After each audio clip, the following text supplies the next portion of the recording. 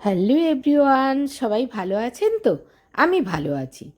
তো আমাদের এখানে মা ভবতারিণী কালী মন্দিরে বাৎসরিক অনুষ্ঠান উপলক্ষে মন্দির প্রাঙ্গণ খুব সুন্দর করে সাজানো হয়েছে। বাৎস- মা ভবতারিণীর জন্মদিন উপলক্ষে জন্ম যেই দিন শিবরাত্রি, শিবরাত্রির ঠিক পরের দিনই মা ভবতারিণীর জন্মদিন। এই জন্মদিন উপলক্ষে বাৎসরিক প্রোগ্রাম, কি সুন্দর গোটা মন্দির সুন্দর করে সাজানো হয়েছে, দারুণ সুন্দর করে সাজিয়েছে মন্দির। মা ভবতারিণীর মন্দির প্লাস বীরেশ্বর বাবার মন্দির, কাল তো জল ঢালা ছিল, সেই উপলক্ষেও সুন্দর করে সাজানো হয়েছে। কি সুন্দর ঠাকুরমশাই বসে আছেন এই ভবতারিণী মন্দিরের, কি সুন্দর করে সাজানো হয়েছে। সামনেই বসে আছেন কে বলুন তো? জগন্নাথ বলরাম সুভদ্রা। আর দারুণ সুন্দর করে একদম যেমন মনে হচ্ছে গালিচা, অপূর্ব সুন্দর সাজিয়েছে। মানে দারুণ দারুণ একদম। টিভি স্ক্রিনেরও ব্যবস্থা আছে, দারুণ। এই ভবতারিণী কালী মন্দির কিন্তু আমাদের শ্মশানপীঠের কালী মন্দির, ভীষণ ঠাকুর জাগ্রত। এ একদম কি বলবো, যে এত জাগ্রত, আপনারা যে যা মানত করবেন তার কিন্তু উপকার হয়। এই মন্দিরের মাহাত্ম্যই আলাদা, সত্যিই বলছি আমি। কি সুন্দর। তো আমি বাৎসরিক অনুষ্ঠানে তো মা ভবতারিণীর পুজো দেব বলে আমি একটু প্রসাদ কিনে আমি মন্দিরের মধ্যে যাচ্ছি। তো আর ছিল দিনটা, কিন্তু আজকের দিনটা ছিল অমাবস্যা, অমাবস্যার দিনই ঠাকুরের জন্মদিন। তো আমি মিষ্টান্ন নিয়ে, ধূপ সিঁদুর নিয়ে, একটু ঘন্টা বাজিয়ে আমি কিন্তু আর একটা বাতি নিয়ে যাচ্ছি হাতে, দিয়ে আমি পুজো দেব। যারা পুজোর ব্যবস্থাপনায় যারা বসেছেন, আমি ওনাদের কাছেই পুজো পাঠিয়ে দেব। আর ঠাকুরমশাই কিন্তু বসে আছেন। আর এটা কিন্তু রাতের পুজো, রাতের পুজো, রাতেই ঘট ডোবানো হয়, সেখানেই পুজো হয়। তো এখানে পুজো দেওয়া হলো, এরপর ঠাকুরের পুজো দিয়ে দক্ষিণা দিয়ে আমি কিন্তু ঠাকুরের মন্দিরে চলে যাব। মা ভবতারিণী কিন্তু ভীষণ জাগ্রত, জানেন তো? এখানে আগে বলি হতো, এখন কিন্তু বলি পাঠ সব বন্ধ, বলি এখন হয় না। এখন একদম কৃষ্ণেরও মন্দির আছে, বলি কিন্তু এখানে বন্ধ। তো এখানে আমি পুজো দিচ্ছি, পুজো দিয়ে আমি মন্দিরে যাব। আর ঠাকুরকে কি সুন্দর করে মা ভবতারিণীকে সাজানো হয়েছে, অপূর্ব সুন্দরভাবে সাজানো হয়েছে, ভীষণ সুন্দর একদম। এত সুন্দর, প্রচুর ফুল মালা আর কত গয়না দিয়ে সাজানো হয়েছে, দেখুন কি দারুণ একদম, মানে ভীষণ সুন্দর। আমি কিন্তু বাতিটা জ্বেলে ঠাকুরকে দেখিয়ে তারপর আমি মন্দিরের মধ্যেই রেখে দেব। ঠাকুরমশাই বলল যে এখানেই রেখে দিন, তা আমি ওখানেই রেখে দেব। দেখছেন কি সুন্দর গয়নার উপর সোনার, অপূর্ব সুন্দর। ঠাকুরকে কিন্তু ভীষণ সুন্দর দেখাচ্ছে, একদম দারুণ সুন্দর। এখানে প্রচুর লোকের সমাগম হয় আমাদের এখানে। এই ভবতারিণী যেমন দেখুন, ঠাকুরকে এত অপূর্ব লাগছে, যেমন আমরা তাকাতে পাচ্ছি না, এত সুন্দর। এই মা ভবতারিণীকে যার যে মানত থাকে, তারা যদি এক মনে ডাকে, ঠাকুর কিন্তু সেই ডাকে সাড়া দেয়, ভীষণ জাগ্রত।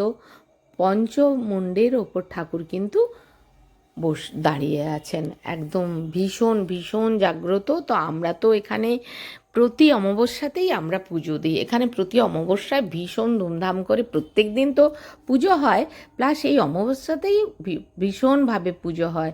আর এখানে প্রচুর বিয়ে হয় এখানে।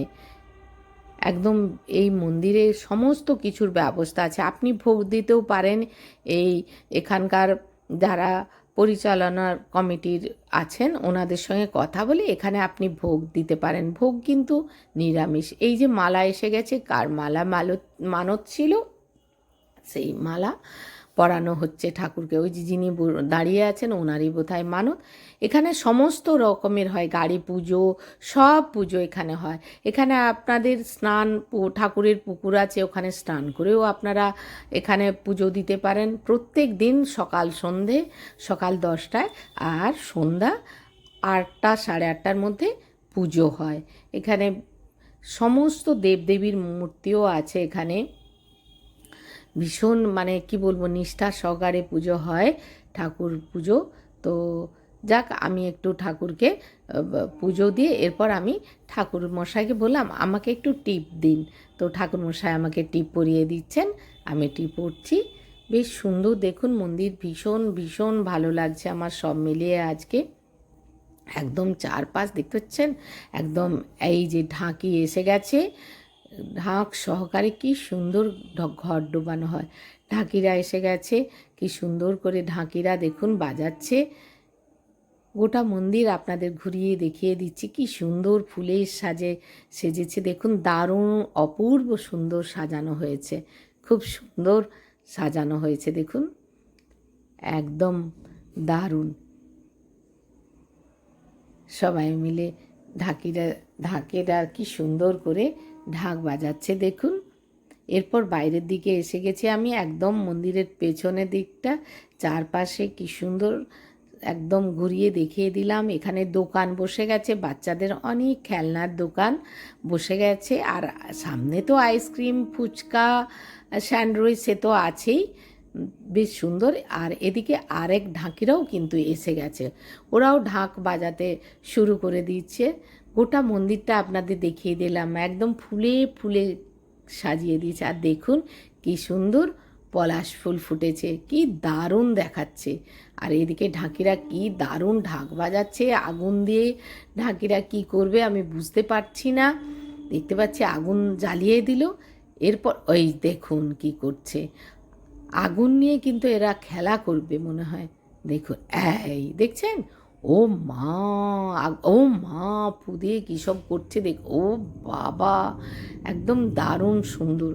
এই বাৎসরিক অনুষ্ঠানে প্রচুর ঢাকিরা আসে দেখুন, এক ঢাক বাজায়, এরা আবার অন্য ধরনের বাজনা বাজাচ্ছে দেখতে পাচ্ছেন। বেশ সব মিলে সবাই জমায়েত হয়ে গেছে দেখছে, ঠিক পুজোর দিনই কিন্তু এই হচ্ছে।